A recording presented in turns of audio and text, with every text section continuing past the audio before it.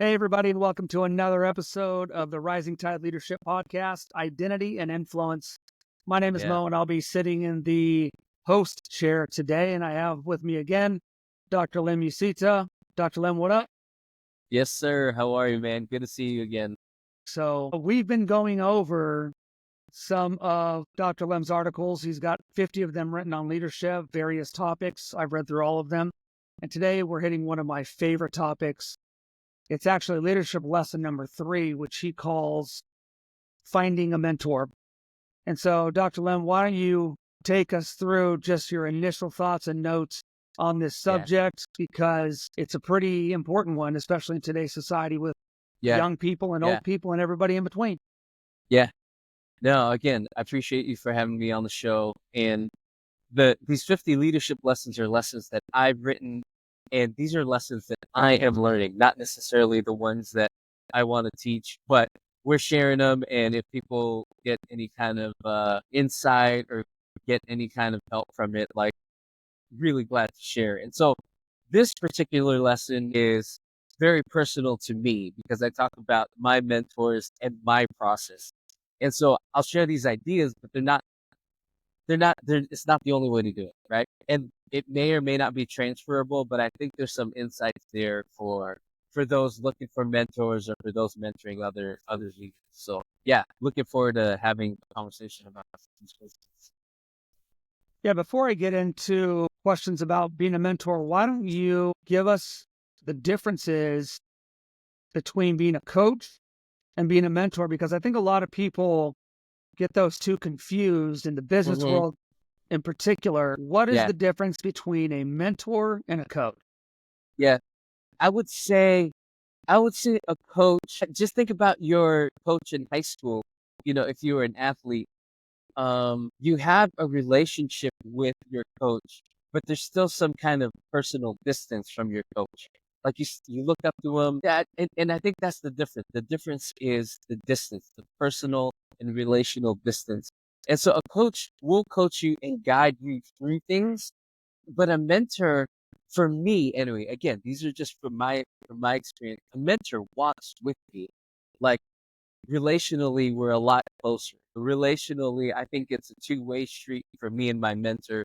I get to speak into his life as well. Whereas in a coaching situation, I'm being coached and I'm not necessarily leading up in that situation. Does that make sense? So for me, there's a little bit of distance with the coach relationally and professionally, whereas with the mentor, like, they're in my life. Like, you know, some of the mentors that I have are over 20 years.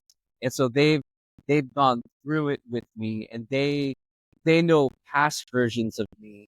And so they've walked with me through a couple decades of positions and leadership roles and personal things. And so for me, it's a relational distance. So, for those who want to find a mentor, why do you believe that the process of finding a mentor is more transformative than just having one? Yeah, I think one of the conversations that we keep coming back to is conversation about humility in leadership. And one of the principles for me in finding a mentor is I want to level up in my leadership. I want to get better. And so if you don't necessarily want to get better in your leadership, don't find a mentor. Just keep doing what you're doing, and there's nothing wrong with that. But if you want to level up in your leadership, if you want to level up in your professional like endeavors, like, find a mentor. And the humility that it takes to sit and listen to someone kick your ass sometimes and encourage you. But then somebody that has walked with me through several decades, they remember, they can come back, and then they really, really know me. And so I can go to them to ask about, what was I like here, or how am I going to respond in this situation? Like, they can just give me insights because I have built a relationship with them that maybe a coach, I wouldn't have with a coach. And so it takes a lot of humility to have a mentor, but but I think that humility allows you to level up professionally, allows you to level up in your leadership in your work. So, can you share a specific example of when you actively pursued a mentor and how that had a significant impact on your life? Well, like I was saying, I have several mentors that, like, throughout my professional experience and my professional career, I've just gone back to. Um, the the the title of this article is "Finding a Mentor, the Tom Principle." This guy Tom, he's been in my life for over 2 decades, and he was the guy. He's done some amazing things in leadership.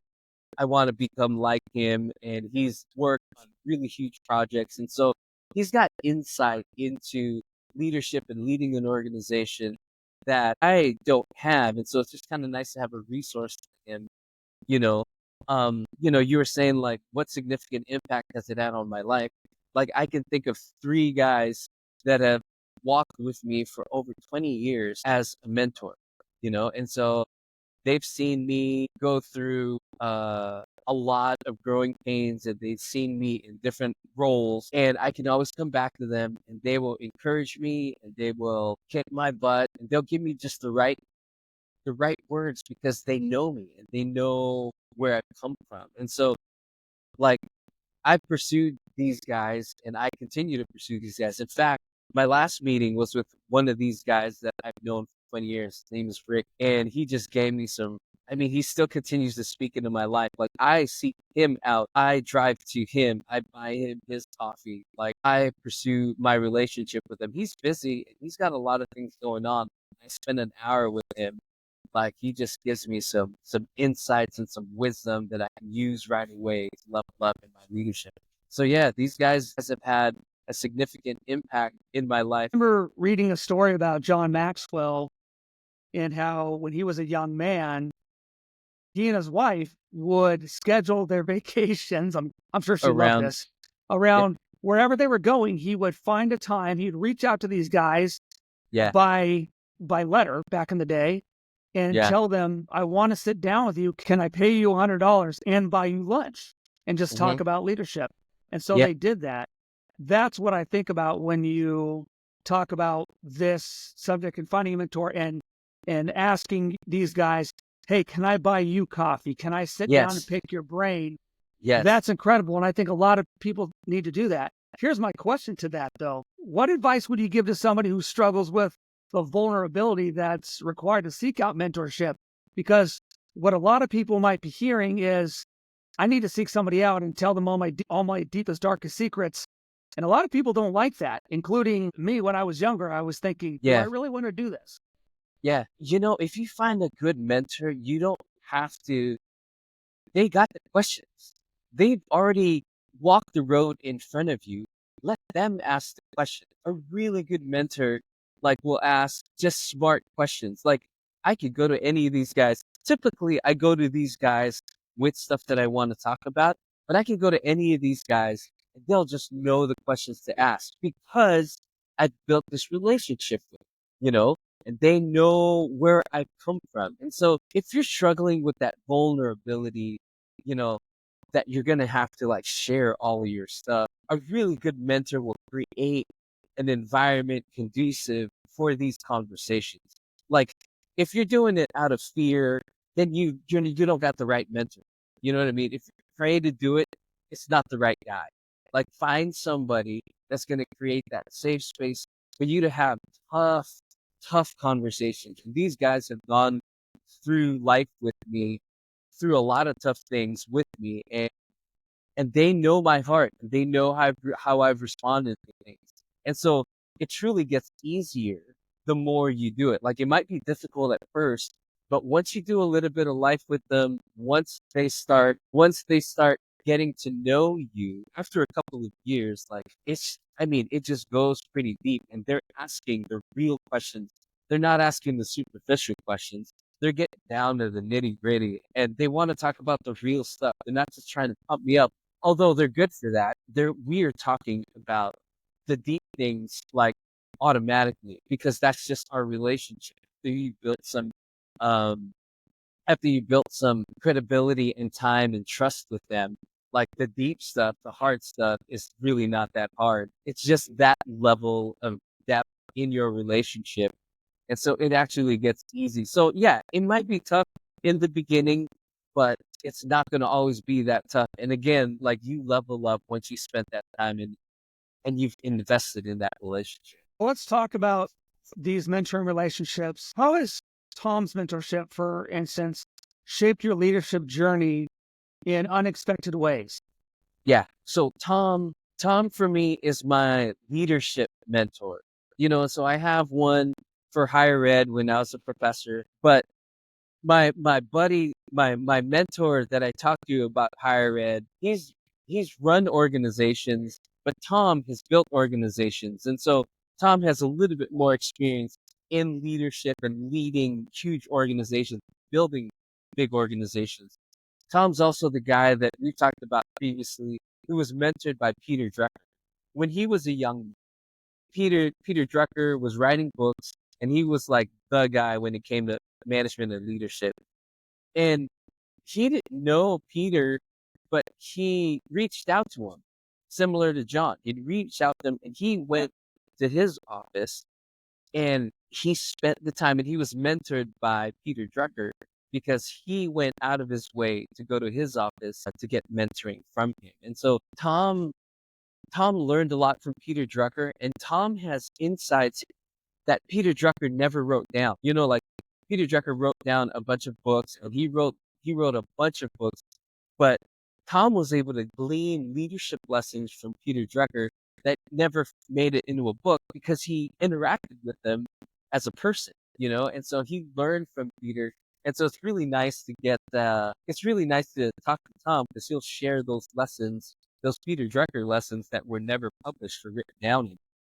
And so Tom has those lessons, and he's got like very deep insights into leadership and organizations and how people work because he's done it. And so yeah, he's been a pretty amazing mentor for me. So you mentioned mentorship as being a two-way street. There's the mentor, and then there's the mentee.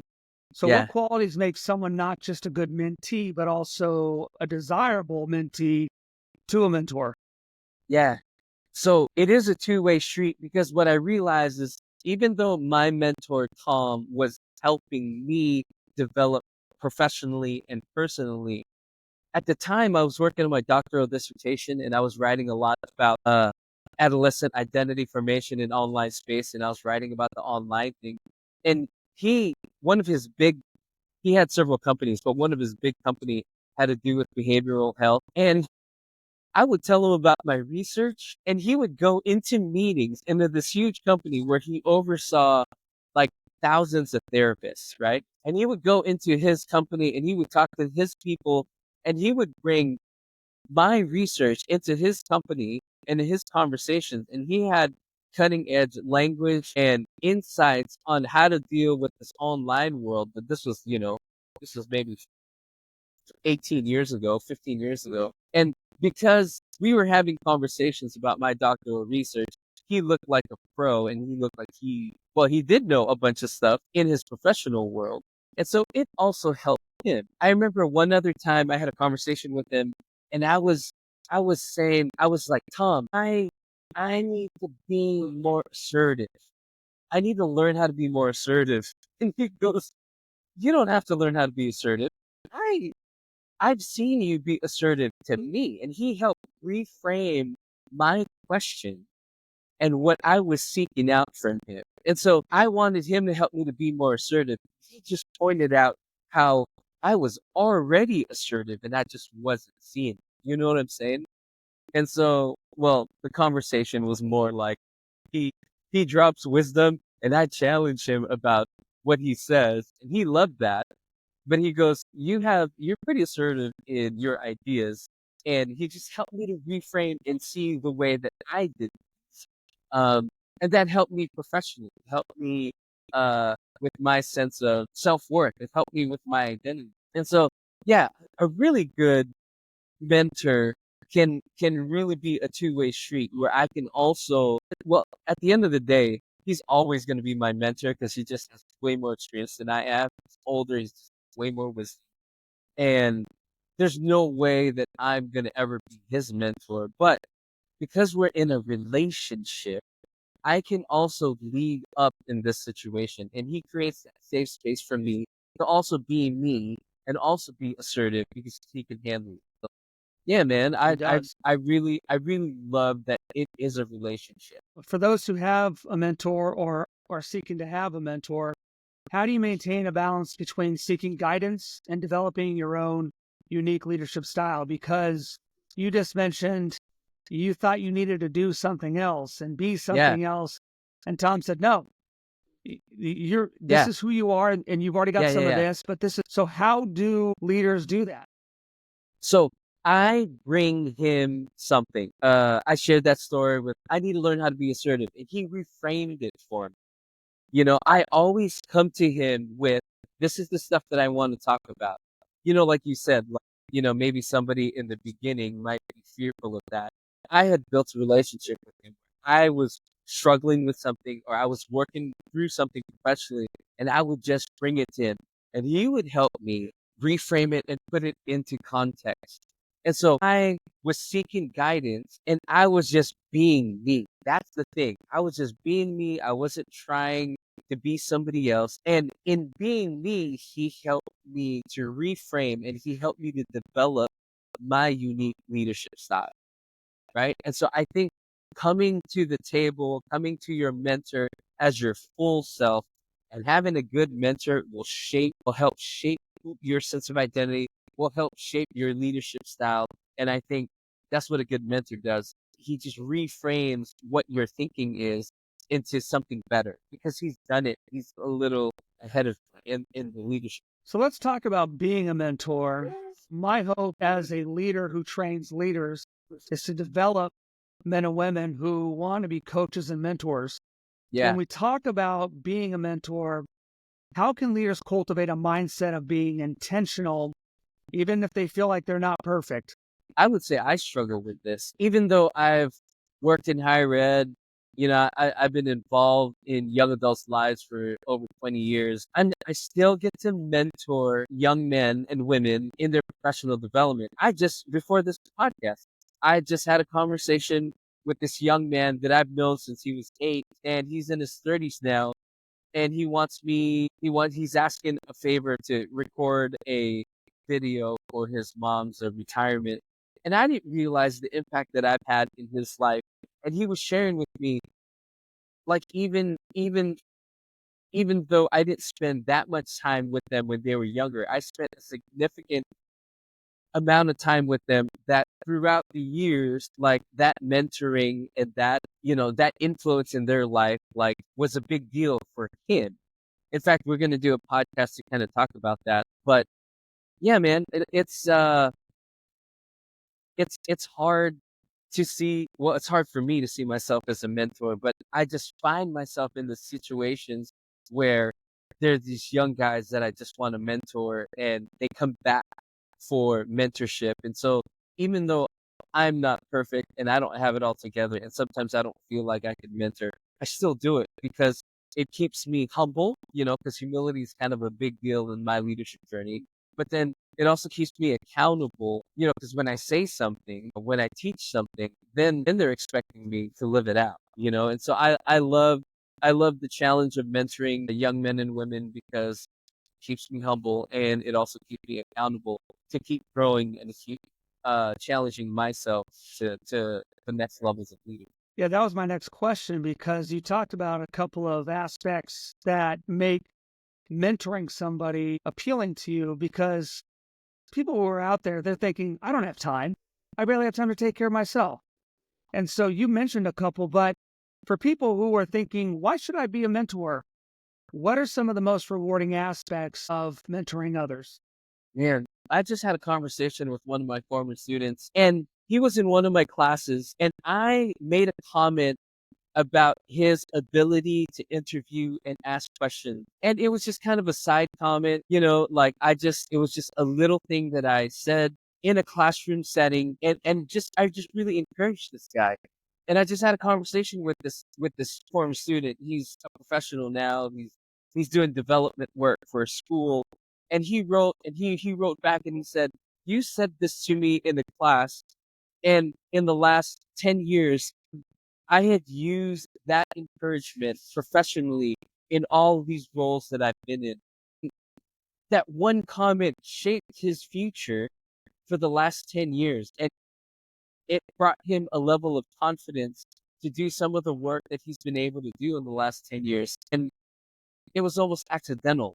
When you're a professor and you get to be in a classroom of 20 or 30 students, you get to say these things and you get to build students up and you get to build young professionals up. And it's just, again, that one was an accidental experience. But then, like, I'm having conversations with some of my former students. I'm working on another podcast. I think I'm gonna call it the Selfish Show because I'm asking them how have I impacted you? What did you learn from me? It's super selfish. And so I Like think it. I'm gonna call it the Selfish Show.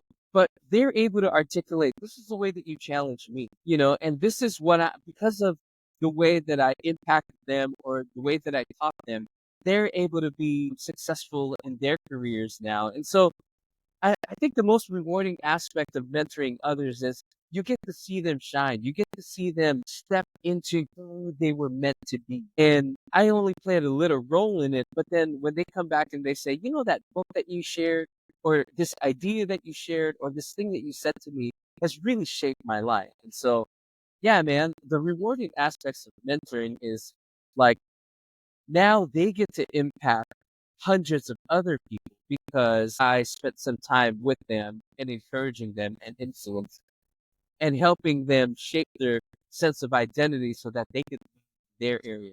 Yeah, the most rewarding aspects of mentoring others is then they have impact with hundreds of other people. And so, I mean, nobody gives you a prize for that, but it sure feels really, really good when they tell you stories of how your mentoring really impacted their professional development. Yeah, there's something unspoken about being a mentor, and there's a lot of time and effort that goes into it. You just can't do it. You're Right. building a relationship with Yep. however many people, and they're all Yeah. specific, unique relationships. It's not cookie cutter. And so people always ask, why do you mentor people, Mo? And I think the Yeah. the simplest answer that I have usually is because I have been mentored by others. Yeah. And Yeah. because they paid it forward, I have to both pay it back and pay it forward. Yeah.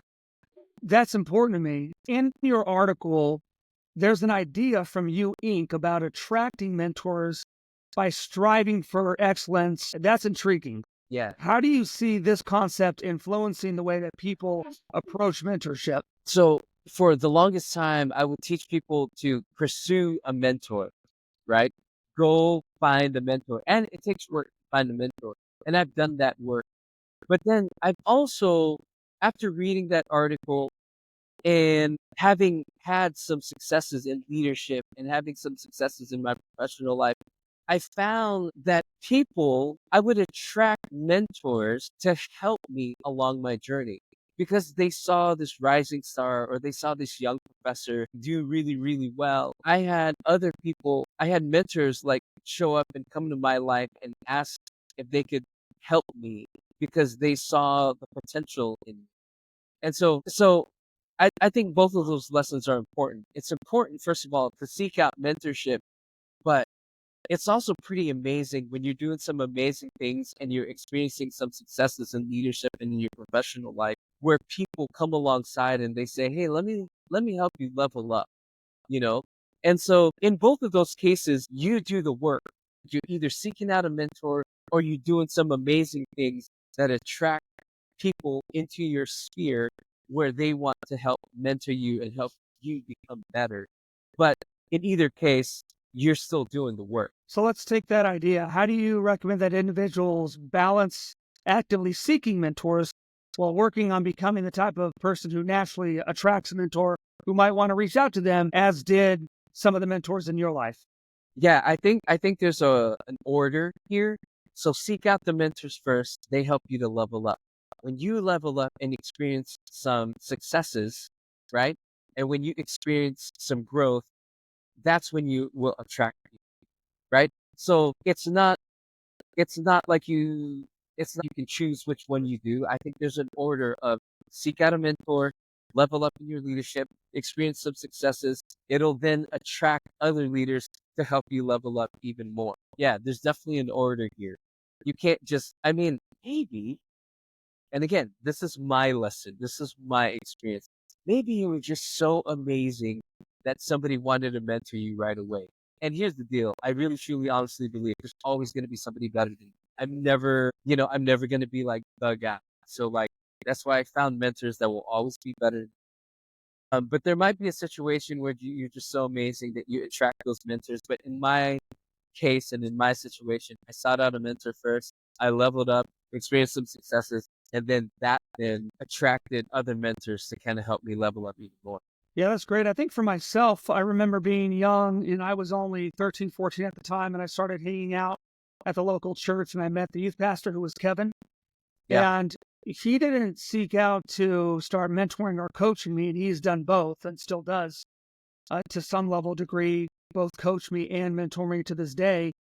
yeah, But we just hung out, and I remember asking him years later, this is how arrogant I am. How did you know I was the guy?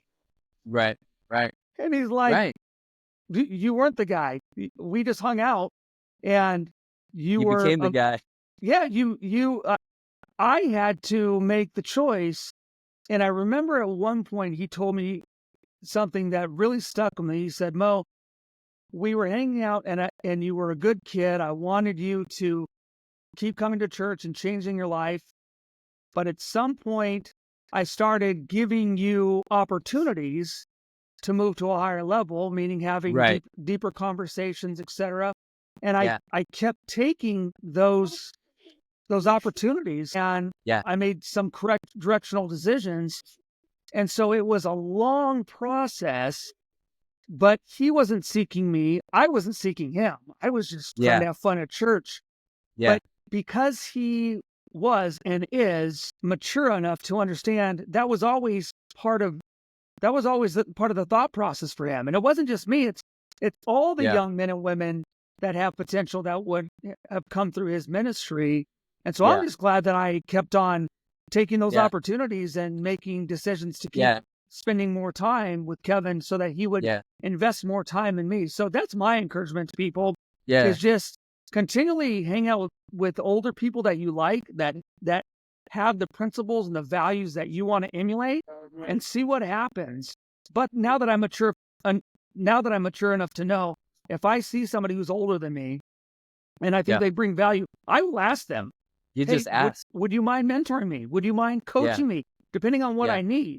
And to my audience, you will be surprised at when you are intentional about that, yeah. people will respond. And sometimes they're just waiting for you to be mature enough to ask that question. Yeah, can So, I add something? Like, just listening to you say that, I've also sought out mentorship from people younger than me because in this digital age, there's some guys that, like, just know more or they're further along in their expertise. And so I want to highlight that. I think mentoring, I mean, from somebody older for sure in my leadership practice, in my professional development, but I'll take mentoring from somebody younger than me that knows more than me about a particular thing. So mentoring is just somebody that knows more or has more expertise in an area. I am humble enough to take mentoring from somebody younger than me that knows more than me so that I can level up in that area. So I just kind of wanted to highlight that. I'm like, yeah, like I've sought out kids that just knew more, but because at the end of the day, it's about me leveling up.